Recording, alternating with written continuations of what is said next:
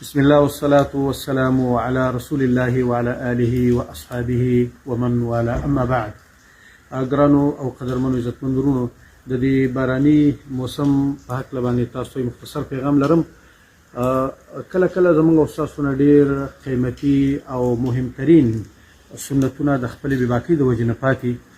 په داسې باراني موسم کې به رسول الله صلی الله علیه وسلم یو څه قولي او یو څه فعلي سنتونه اجرا کول چې موږ او تاسو باید د هغه رسول صلی الله علیه وسلم تابعداري وکړو. په دې کې انس رضی الله تعالی عنه فرمایي موږ یو ورځ رسول الله صلی الله علیه وسلم سره وایي باران راښکته شو. په دې وخت کې ورته رسول الله صلی الله علیه وسلم د بدن بعضې حصه ښکاره کړله. موږ ورته ویلي چې ای د الله رسوله ولې دا کار وکړه؟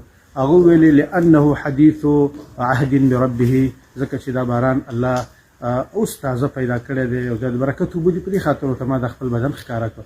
نو دا یو فعلي او عملي سنت دی چې کله باران راښکته شي باید موږ او تاسو ورته د بدن بعضې حصه ښکاره کړو، سر شو، لاسونه، خپې وغیره.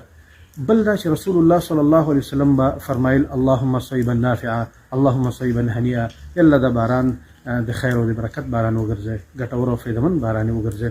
نو که د یو علاقې خلک ټول دا دعا وکړي د الله نه امید شته چې دغه باران د دوی د زیان او د ضرر سبب ونه ګرځي او الله پکې ورته خیر او برکت واچوي.